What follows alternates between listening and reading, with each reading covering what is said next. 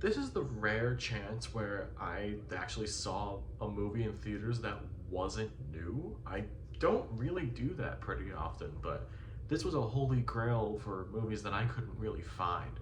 So either way, I recently saw the one night only special event of the 4K remaster of The Abyss. Well, technically it won't be one night only because I think it's coming out digitally, and honestly probably will be out by the time this video's out, but recording it right now, it's not out. But I watched The Abyss.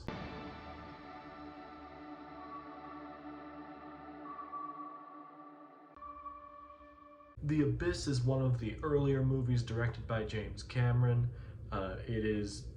Outside of it being an early movie, it was one of the movies that pioneered the technology for the T-1000, or the liquid metal Terminator. I think it's the T-1000 for Terminator 2. This movie pioneered that technology. It's about an oil rig crew who is recruited by the government to do a search and rescue effort when a submarine goes missing. And when they get down there, there is a lot of things happening under the water that no one should have ever found. Without spoiling, that is the best description I can do of it, and this is the first time I had seen it. A remaster of this movie has been in the works for a very long time. It completely skipped coming out on Blu-ray to come out on this. The only way you could watch it originally was VHS and DVD, and in March, along with two other James Cameron movies, Aliens and True Lies, it is getting a 4K release. But they held a special one night only showing of the 4K remaster, and it's actually the director's cut of The Abyss. In theaters, and it was an IMAX showing. I got to see it. I don't really go to IMAX too often, and it was breathtaking in an IMAX theater. I guess I should start with the actual remaster itself. I have never seen the original, mainly because I couldn't find it anywhere, at least that I thought was suitable to me, because I have standards. I don't want to watch a VHS copy of something online. But outside of maybe a wonky green screen, like maybe in 2 shots in a 3-hour movie, this thing looks like it was made today with the Avatar level technology. I thought it was spectacular looking. Especially that water tentacle that I'm sure you've seen before, that kind of turns into Ed Harris' face and Mary Elizabeth Mastrantonio's face. I messed up that name. If you had seen anything from this movie, it was probably that. So it's that movie. I think both Ed Harris and Mary Elizabeth Mastrantonio. I got it. They're both great in this, mainly because of the writing itself, but I feel like James Cameron has always been going through a perpetual divorce, and that really shows in the script in this. So if that's a little off-putting, I understand that, but I really loved this. And it sucks that pretty much none of the cast will talk about this movie, because obviously James Cameron puts his actors through the ringer, and this is no different. I'm not gonna really touch on this, but look that stuff up. It's to the point where Ed Harris won't even talk about this movie. So do what you will with that. Even now, I think the effects for this are amazing. Even the actual underwater effects.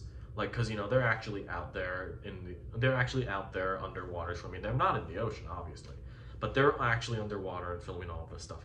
But there are a couple effects in this where it truly blew my mind. There is a specific part later in the movie where a character has to breathe in water while they're in a suit, so they're underwater on top of water filling the helmet, and it's an insane effect that I can't tell how they do it, because at first I thought it was maybe there's an extra layer of glass in there, but you can see the air bubbles in there, and I don't know how they did it, but I kind of don't want to look up how they did it because it is such a cool effect. It's nuts to me. The score done by Alan Silvestri is also pretty amazing, but it's Alan Silvestri. He is a genius in my opinion. I feel like he's the kind of composer that should be in the conversation of like a Hans Zimmer, God, I'm blanking on names, John Williams, hell, even like a Joe Hisaishi of all of them. I think he's incredible. But the one thing that stood out to me with this, the one thing that I did not expect for this was the horror elements of this.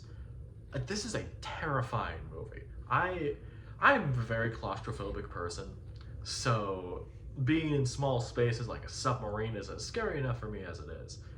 But I also don't like drowning. I don't think anyone likes drowning. So putting that together, the fact that they're actually underwater, the fact that when they see bodies of people underwater in different submarines, those aren't mannequins, those are just people holding their breath, it fucked me up a little bit.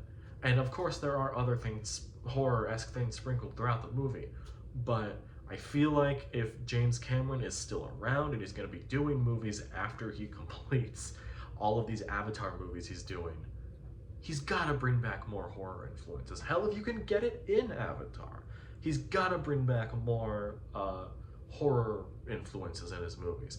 In my opinion, he made the greatest slasher of all time, The Terminator. So he can do it. Overall, I think The Abyss is magical. I feel like I'm really, really happy that I got to see this in the theater, because I know this wouldn't have hit the same if I were watching it on even if not on my computer or anything, but even on my TV. Like, I feel like it would not have hit the same if I didn't watch this in a theater. And I'm very lucky that I got to. And I think, even though this was originally made and released in 1989, this shit is incredible. This is why they say to never bet against James Cameron. The Abyss Special 4K Edition, 5 stars. Easily. If this came out this year for the first time, it would be one of my favorites of the year. That's how much I loved it. Michael Biehn had an incredible mustache in this. Like, truly, that's how you fucking do a mustache.